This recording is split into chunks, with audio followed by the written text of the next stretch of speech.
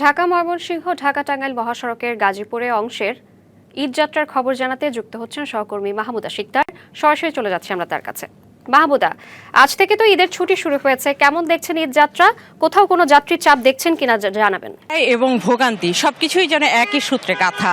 আপনি এখন যেখানে আছি এটি হলো চান্দনা চৌরাস্তা, গাজীপুরের খুবই গুরুত্বপূর্ণ একটি পয়েন্ট।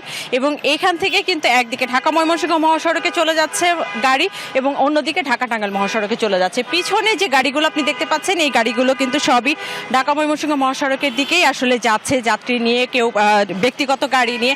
এবং আপনি দেখতেই পাচ্ছেন আসলে এখানে ধীরগতি আছে, কিন্তু যে তীব্র যানজট সেই যানজটটি নেই।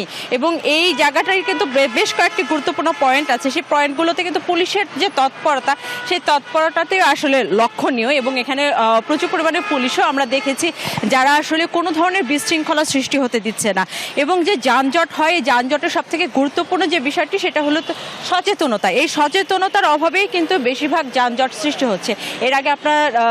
এর আগের যে খবর আমরা দেখিয়েছি রাজেন্দ্রপুর চৌরাস্তা এলাকাতে, সেখানে কিন্তু তীব্র যানজট প্রথমে লক্ষ্য করা গেলেও 10 মিনিটের ভিতরে কিন্তু যানজটটি চলে গেছে। এবং তার কারণ হলো যত্রতত্র গাড়ি দাঁড় করিয়ে এই যে যাত্রী ওঠানামা করানোর যে ব্যাপারটি, এই কারণে আসলে মূলত যানজটের সৃষ্টি হয়েছিল। কিন্তু এখন পুরো ঢাকা ময়মনসিংহ মহাসড়কে এবং ঢাকা টাঙ্গাইল মহাসড়কে কিন্তু ওই ধরনের যানজট আমরা দেখতে পাচ্ছি না।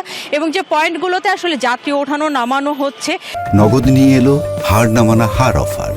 সর্বনিম্ন 10,000 টাকা রেমিটেন্স নগদে পাঠালে থাকছে স্বর্ণের হার জেতার সুযোগ। সেই জায়গাগুলোতে কিছুটা যানজট আছে। এবং তার পাশাপাশি যে সিএনজি পাম্পগুলো, যেখানে আসলে গাড়ির একটি লম্বা ভিড় আমরা দেখতে পাচ্ছি, যে সেখান থেকে আসলে তেল নিচ্ছে, কেউ গ্যাস নিচ্ছে, এই কারণে আসলে ওই পয়েন্টগুলোতেও কিছুটা যানজট আছে। এছাড়া কিন্তু পুরো মহাসড়কের যে জায়গাগুলো, প্রত্যেকটি জায়গাগুলোই আসলে একেবারে গাড়ি সচল আছে, স্বাভাবিকভাবে চলছে। আর তার পাশাপাশি যেহেতু গাজীপুর একটি শিল্পাঞ্চল এলাকা, তাই এইখানে যারা পোশাক শ্রমিক আছে দুপুরের পর থেকে কিন্তু আসলে একটা চাপ মহাসড়কে পড়বে।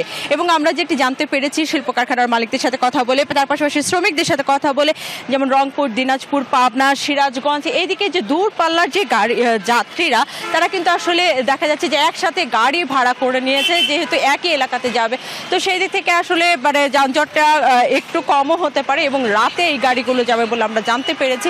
তো রাতেও কিন্তু দুপুরের পর কিছুটা চাপ বাড়লেও রাতে হয়তো একটু বেশিই বাড়বে বলে আমরা জানতে পারছি। যে এই ছিল এখন পর্যন্ত গাজীপুরে ঢাকা টাঙ্গাইল এবং ঢাকা ময়মনসিংহ মহাসড়কের যে স্বাভাবিক ঈদ যাত্রা সেটি সম্পর্কে সর্বশেষ তথ্য। মাহমুদা, আপনাকে ধন্যবাদ।